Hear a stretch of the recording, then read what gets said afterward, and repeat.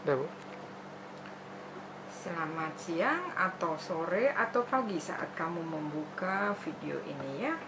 Nah, ini adalah video yang bisa jadi merupakan yang terakhir dari pemberian materi saya berikan lewat handout, yaitu ada 4, ada rak, faktorial, kemudian ada split plot, apalagi ya, satu lagi ya.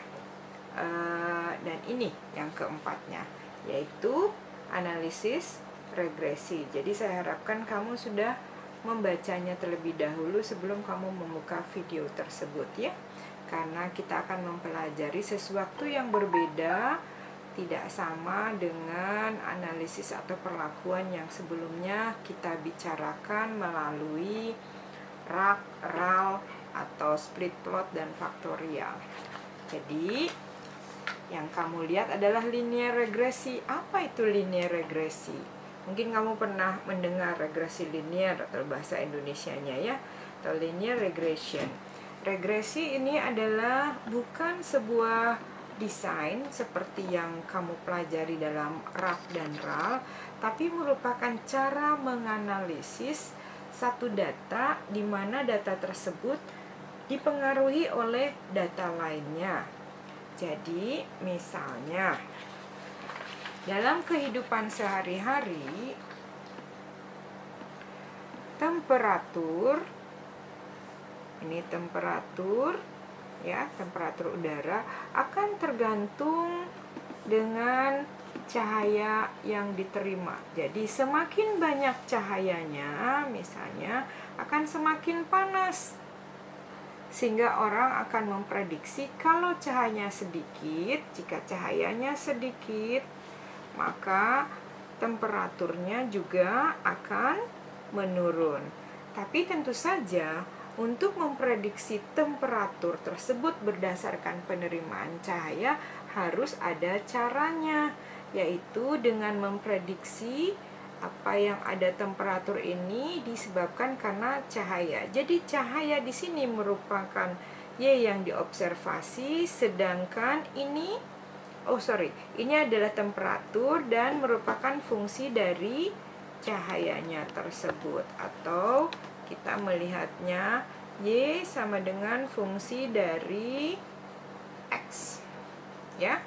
Sampai di sini masih bingung. Nah, ketika kita misalnya melihat ada satu imigrasi dari burung yang berasal dari Amerika Utara menuju Amerika Selatan, ya.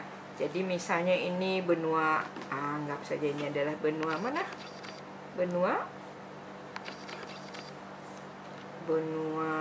Ini benua ininya, selatannya. Ini USA, USA ya. Sedangkan ini Amerika Selatan. Satu bahasa Indonesia, satu bahasa Inggris. Nah, biasanya burung-burung yang berada di sini itu ketika udara mulai dingin, di sini udara dingin, tentu saja mereka ingin apa? Survive. Mereka itu kemudian melakukan hijrah ke daerah selatannya tersebut. Nah, pada saat daerah selatan itu masih dalam keadaan suasananya hangat sehingga mereka bisa bertahan hidup. Kepergian burung-burung tersebut merupakan naluri mereka karena adanya udara yang dingin, dan ini bisa menjadi indikator bagi hal yang lainnya. Berarti di bagian utara itu sudah mulai dingin, dan kemungkinan sebentar lagi salju akan turun. Jadi dengan keberadaan mereka ke selatan tersebut, hijrah, maka kita memprediksi temperatur berapakah yang ada di sana sehingga mereka itu hijrah ke sini. Itu kejadian di sana, di luar ya. Nah, jadi penggunaan linear regresi ini adalah untuk mengestimasi atau memprediksi apa yang akan terjadi. Tapi tentu saja untuk memprediksi tersebut harus ada keakuratan datanya. Jadi ada yang disebut dengan modelnya juga. Nah, kalau seandainya datanya akurat, modelnya bagus, maka prediksinya juga akan tepat. orang berebut untuk mencari misalnya estimasi-estimasi tersebut, sehingga kita bisa menyiagakan diri kita sendiri apa yang akan terjadi. Contohnya lagi, petani, bukan petani di Indonesia, tapi ini petani yang di sana juga di luar ya. Mereka akan ada waktunya. Tadi adalah burung-burung yang hijrah dari utara ke selatan. Tapi yang sekarang itu adalah serangga. Jadi mereka juga sama. Tidak hanya burung yang hijrah ke selatan, tapi juga serangga. Nah, serangga ini pindah ke daerah selatan. Tapi pada saat serangga ini pindah, dia kan membutuhkan waktu. Tentu saja dia butuh makan. Nah, makanan mereka adalah daerah-daerah di mana ada yang bisa dikonsumsinya. Jadi misalnya ladang pertanian dia makan. Kemudian kalau misalnya ada tanaman yang memang bermanfaat buat mereka, padahal itu sudah dijaga wanti-wanti oleh petani, itu juga dimakan. Tak peduli, yang penting mereka itu bisa survive. Akibatnya petani harus mengantisipasi kapan serangga itu datang, sehingga pada saat itu bisa menyemprotkan misalnya pestisida. Jadi nggak setiap saat pestisidanya itu disemprotkan, kan itu akan menghamburkan pestisidanya. Jadi pada saat di sini misalnya bagaimana cara mengantisipasinya? Mereka melakukan apa yang disebut dengan yellow trap. Ya, kalau kamu pernah melihat, ini bentuknya ada kotak seperti ini, lalu ditancapkan ke tanah. Ya, ini berwarna kuning, tapi warna kuning ini selain untuk menarik perhatian serangga, tapi juga ini akan menempel. Jadi si serangga itu nempel ke sini, sehingga kalau misalnya serangga datang, ini serangganya datang misalnya, ini kemudian wah ini makanan saya, ternyata bukan, itu adalah yellow trap ya, penangkap. Begitu nangkap di sini trap, dia tidak bisa bergerak, nempel dia. Petani akan melihat setiap harinya berapa jumlah yang di-trap atau yang kena dengan yellow trap tersebut. Jika sekiranya misalnya baru sedikit, mereka tidak melakukan apa-apa. Oh, baru sedikit yang datang. Tapi kalau suatu saat mereka misalnya, datanya semakin banyak, sehingga mereka mempunyai data, ini hari pertama misalnya, hari pertama, kedua, ketiga, terus misalnya hari ke-30. Lalu di sini jumlah serangga yang didapatkan. Wah, ini ternyata masih 0, 3. Oh, ternyata ini udah 10. Sampai akhirnya ada misalnya 80. Nah, batas mereka untuk menyemprot pestisida mungkin ica-icanya ya. Ica-icanya itu kalau mereka mendapatkan 75 atau lebih baru disemprot. Nah, ini 80, berarti somehow di daerah sini sudah ada 75. Saat itulah petani bertindak untuk menyemprotnya, sehingga serangan serangga untuk makan cropnya itu atau tanaman yang sudah dirawat sedemikian rupa itu dapat terhindar. Dengan demikian, dari sini ini adalah kepentingan atau manfaat dari linear regresi, mengestimasi kapan serangga itu datang dan itu sudah diantisipasi sehingga kita bisa menyemprotnya dan bisa menghindari kerugian dari serangan serangga tersebut. Itu adalah contoh serangga. Nah, data-data inilah yang menjadikan patokan mereka. Jadi, kalau dilihat, bukan sebuah desain, kamu harus punya data. Datanya adalah, satu adalah X-nya, sedangkan data yang berikutnya adalah Y. Dalam hal ini apa yang kamu observasi, ya. Dan apa penyebabnya tersebut? Itu adalah hubungan antara Y dengan X. Tadi saya sudah menjelaskan Y sama dengan fungsi daripada fx. Jelas? Sampai di sini. Atau contoh yang lainnya? Mau? Kita lihat lagi misalnya banjir. Karena banjir di Indonesia sudah tidak terelakkan. Kapan dia datang susah ya. Kenapa?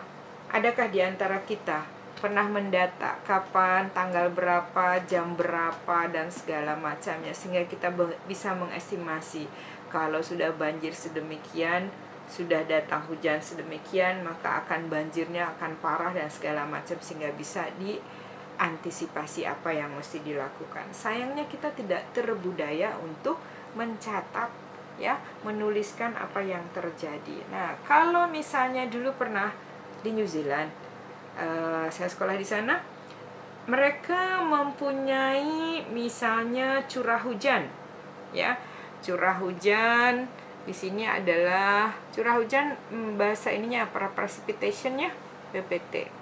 Kemudian airnya, ketinggian air berapa. Nah, di sini ketika curah hujan misalnya, seharinya dapat 30 mm per hari. Lalu kenaikan airnya mungkin hanya 5 cm. Ya, naiknya.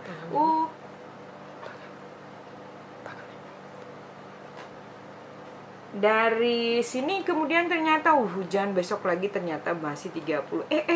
Ternyata ada 50 dan ini kenaikannya sampai 30 cm. Berarti ini 35 cm kenaikannya. Jadi kalau melihat, waduh, ini kalau sudah 50 berarti naiknya 35. Kemudian nanti ternyata curah hujan naik lagi terus sampai berakumulasi 100. Dan di sini kenaikannya misalnya 100 cm. Artinya apa di sini? Ternyata curah hujan yang semakin banyak tersebut menyebabkan kenaikan juga air, sehingga kemungkinan terkena banjir. Akibatnya, kalau mereka mempunyai catatan ini dan mempunyai model yang baik mengestimasi kenaikan daripada tinggi air tersebut, maka banjir yang sudah ada di hadapan mereka sudah bisa diantisipasi. Lalu mereka bisa misalnya memindahkan hewan-hewan mereka, atau kemudian orang-orang tua jompo, atau rumah-rumah yang kemungkinan terkena banjir. Sehingga pada tahun, saya lupa ya, dimana banjir tersebut 40 tahun sekali, itu pernah sampai banjirnya tinggi dan kerugian hanya tidak ada korban jiwa. Jadi kerugiannya apa? Adalah rumah yang terendam beberapa karena memang rumah tersebut berada di pinggir sungai, kemudian hewan-hewan yang tidak sempat diselamatkan. Tapi coba kalau kita, kalau sudah banjir apa yang mesti terjadi? Kita kan tidak bisa mengantisipasinya, tiba-tiba datanglah air bah masuk tanpa tahu kapan datangnya. Mereka sudah terbiasa menuliskan data-data tersebut sehingga bisa mengantisipasinya apabila kejadian itu terulang kembali, sehingga mereka bisa mengantisipasi. Jadi yang perlu diketahui adalah faktor penyebabnya apa dan apa yang disebabkannya itu. Misalnya dalam hal ini curah hujan, dan ini adalah ketinggian air, ya, yang dicatat oleh mereka. Waduh, naiknya 100 cm, berarti 1 meter naiknya. Bisa dibandingkan dengan misalnya di Indonesia seperti bagaimana? Kita belum sampai punya kebudayaan seperti itu, ya. Kita tidak terbiasa dengan mencatat, tidak terbiasa dengan mendata dengan baik, sehingga hasilnya juga sulit untuk diantisipasi. Baik, sekarang kamu buka handout yang saya berikan.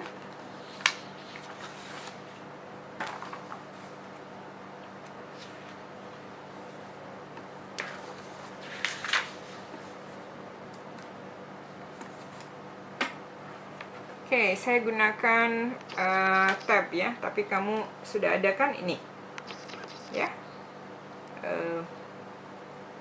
Jadi kalau kamu lihat di sini, kamu boleh juga download kalau memang kamu punya akses, tapi saya sudah mengirimkan kepada kalian juga.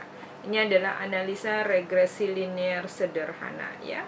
Sederhana kenapa? Linear regresi itu bisa saja terdiri dari lebih dari satu faktor. Misalnya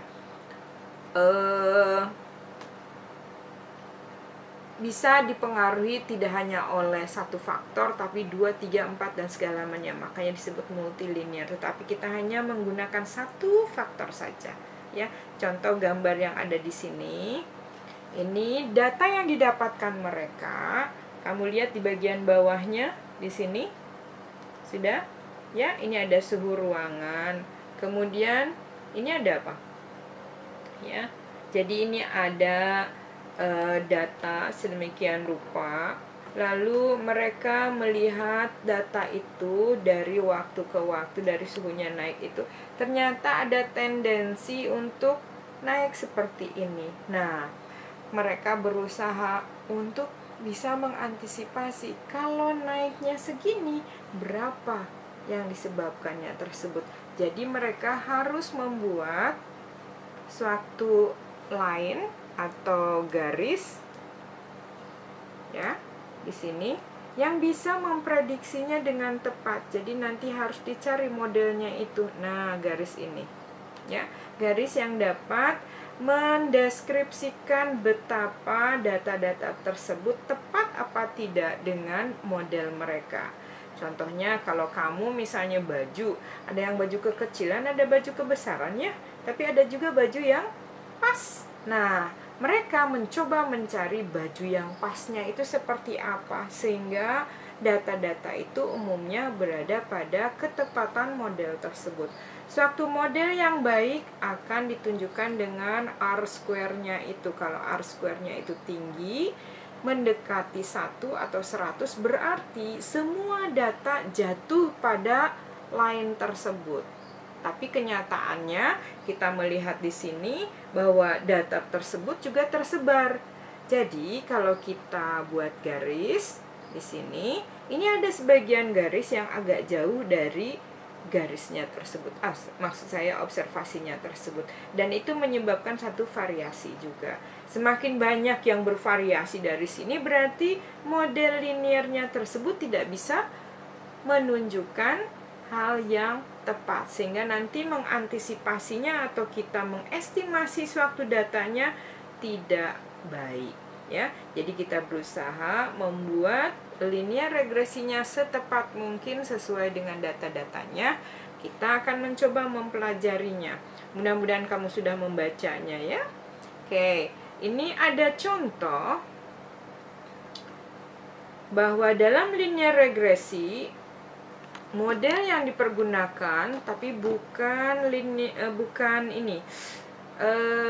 desain eksperimen ya. Ini adalah model yang digunakan Y sama dengan A ditambah BX. Y-nya adalah sesuatu yang disebabkannya, sedangkan X-nya itu adalah penyebabnya.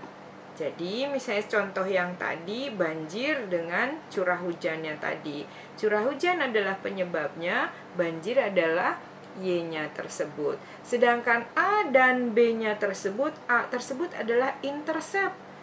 Intercept itu biasanya berhubungan dengan kalau kamu melihat pada garis X-aksis dengan Y-aksis, maka A tersebut adalah pada bagian dimana sama dengan 0 ininya. Y-nya tersebut, bukan Y-nya, pada X0-nya. B-nya adalah slope. Slope itu adalah kemiringan suatu garisnya. Jadi nanti kita lihat ya. Jadi ini adalah model yang dicari ketika menggunakan linear regresi. Nah, perlu kalian ketahui bagaimana untuk menghitung A. Itu sudah ada rumusnya di sini, tak perlu bingung, jangan memikirkan, Bu, nanti saya nggak hafal. Yang penting kamu tahu bagaimana menggunakannya. Ya, jadi kalau di atas ini ada Y sama dengan A tambah B dan X, Y-nya itu diketahui, X-nya itu diketahui, maka kamu mencari A dan B-nya itu. Nah, ternyata A-nya juga sudah ada. A-nya rumusnya seperti ini. Lalu B-nya juga sama. Oke? Nah, di sini. Sampai di sini berarti kamu pikirkan adalah A dan B-nya. B adalah slope-nya, kemiringan. Apakah nanti miringnya negatif atau miringnya positif.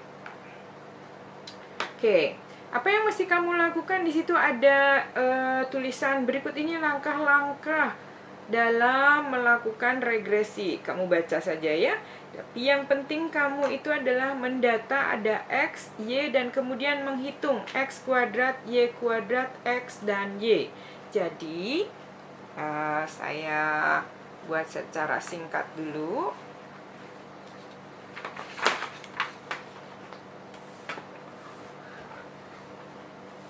Kalau kamu punya Y, kemudian kamu punya X, kemudian kamu mencari Y kuadratnya, lalu mencari X kuadratnya, lalu yang berikutnya adalah X kali Y. Jadi kamu membuat kolom, sedemikian rupa. Nah, seperti ini. Ya. Jadi ketika kamu mendapatkan data, misalnya ini sebetulnya terbalik ya, X-nya di sini, Y-nya di sini, biar mudah. Ini misalnya 1, 2, 3, 4, 5, 6, dan seterusnya. Kemudian ini misalnya 2, 4, 6, 8, 10, dan seterusnya. Maka yang kamu cari adalah Y kuadratnya apa? Berarti Y kuadratnya ini ya. 4, 16, 36, dan seterusnya. X-nya adalah 1, 4, kemudian apa nih? 9 ya. Oke, dan seterusnya. Nah, X, Y-nya adalah tinggal dikalikan. X kalikan Y. Berarti di sini adalah 2, 8, kemudian 3 kali 6, 18, dan seterusnya. Di bawahnya, kalau sudah di bawahnya, kamu tinggal sum atau jumlah. Di sum. Nah, seperti ini. Ini ada sumnya. Sumnya ini berapa?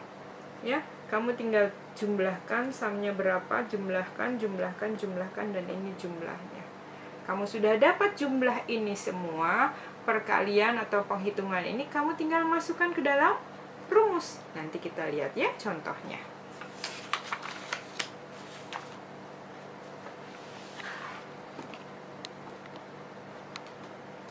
Masih hal yang sama, kamu lihat pada handout kamu. Oke, di sini dicontohkan ada seorang engineer, katanya seorang insinyur ingin mempelajari hubungan antara suhu ruangan, kok suhu ya, suhu ruangan dengan jumlah cacat yang diakibatkannya, bagaimana suhu naiknya, bagaimana terjadi kerusakan produknya dan segala macamnya. Ini untuk mengantisipasi misalnya dalam produksi di sebuah perusahaan sehingga mereka tidak merugi. Nah, didapatkanlah datanya seperti ini yang kamu bisa lihat di situ. Ada tanggalnya, lalu di situ ada jumlah cacat, kemudian ada rata-rata suhu ruangan. Misalnya pada tanggal 1 rata-ratanya 24 suhunya, kemudian cacatnya berapa? 10. Nah, suhunya turun 22. Ternyata cacatnya juga menurun 5, 6, dan seterusnya. Kamu perhatikan di situ ya. Jadi ada 30 observasi ya. Jadinya ada 30, terakhir 27 dan 14. Nah, dari data tersebut tinggal dihitung. Seperti yang saya katakan tadi, kamu sudah dapat apanya tadi? X-nya. Ya, X-nya adalah suhu ruangan. Kemudian jumlah cacatnya adalah Y. Data ini sudah kamu dapatkan. Lalu kamu tinggal menghitung X kuadratnya, Y kuadratnya, dan XY-nya. Tinggal dihitung sesuai dengan rumus tersebut. Lalu kemudian kamu jumlahkan di bagian bawahnya. Ya, nah ini jumlahnya. Ini jumlahnya total sum. Ini dijumlahkan semuanya. Kalau sudah dapat jumlahnya, tinggal kamu masukkan ke rumusnya. Misalnya untuk mencari A, tinggal kamu masukkan sum daripada Y, sum dari X kuadrat, itu kan sudah semuanya. Tinggallah angka-angka yang ada di atas ini, kamu tinggal masukkan. N-nya berapa? 1 sampai 30 berarti N-nya adalah 30. Nah, ini 30. Ya. Jadi tinggal dihitung. Ternyata dapatnya minus 24,38. Bu, apa artinya? Nanti kita lihat ya. Lalu kemudian kita menghitung B-nya. Rumusnya sudah ada, datanya juga sudah dicari. Nah, kamu lihat di sini ternyata tinggal memasukkan saja. Hasilnya adalah B-nya sama dengan 1,45. B apa tadi? Slope ya, atau kemiringannya. Langkah berikutnya tinggal dimasukkan ke dalam rumusnya tersebut, yaitu Y sama dengan A ditambah BX. Berarti Y sama dengan minus 24,38 ditambah 1,45X. Artinya setiap kenaikan X-nya 1, ini berarti minus 24,38 ditambah 1,45. Tapi kalau X-nya misalnya 2, maka 2 kali 1,45 berapa? 2,90 ditambah dengan minus 24,38. Sehingga dengan data tersebut kita bisa memprediksi. Misalnya di sini, prediksikan jumlah cacat produksi jika suhu dalam keadaan tinggi, misalnya 30 derajat Celcius. Apa yang dilakukan adalah 30-nya itu dimasukkan, dikalikan rumusnya tersebut, ini dikalikan, kemudian ditambahkan hasilnya berapa? Y sama dengan 19,12. Jadi di sini kita bisa mengatakan kalau suhunya naik 30 derajat Celcius, maka cacat produksi akan mencapai 19,12. Jelas? Oke, jadi itu adalah penggunaan bagaimana suatu linear regresi dapat digunakan untuk mengestimasi.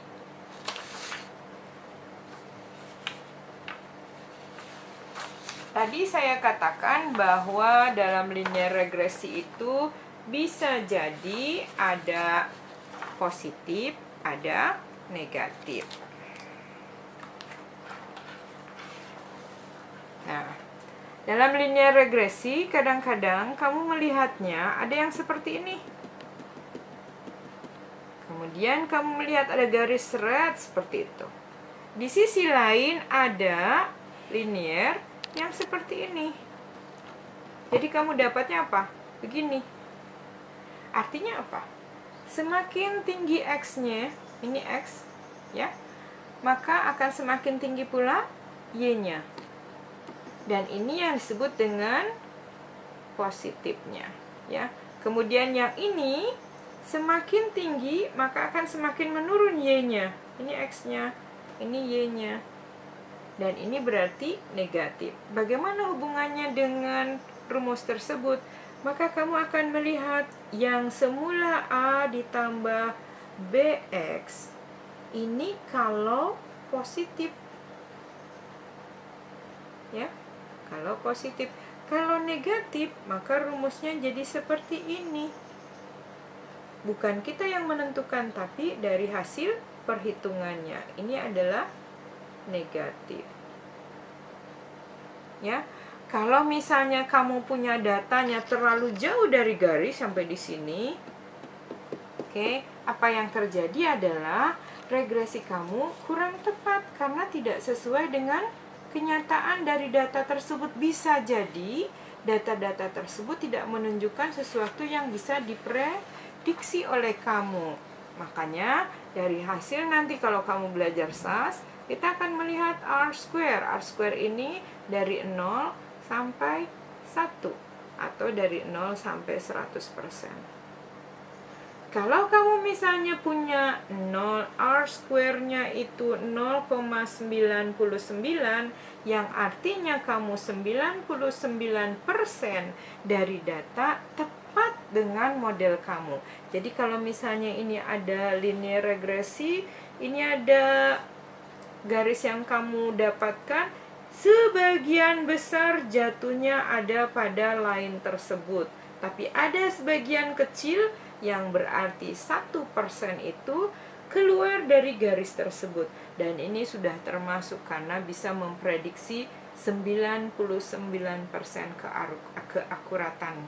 Jadi kalau seandainya kamu memperhatikan sebuah linear regresi dari sebuah artikel, lalu mereka bilang it's good misalnya atau bagus, tapi kemudian kamu melihat R-square-nya itu misalnya 0,30, kamu akan menggeleng. Kenapa? Karena kamu punya 30% dari data kamu yang tepat pada garis tersebut. Sisanya sebanyak 70 itu tersebar seperti ini. Jadi kemungkinan linear regresi yang digunakan tersebut belum cocok untuk menggambarkan data tersebut. Ada dua kemungkinan, data tersebut memang bukan sesuatu yang memprediksikan dari sudut linear regresi, atau mereka tidak cukup data yang banyak sehingga mereka baru sedikit saja untuk mendapatkannya, jadi kurang banyak ya. Jadi itu bisa saja terjadi. Ini kegunaannya yang disebut dengan regresi linear adalah untuk mengantisipasi.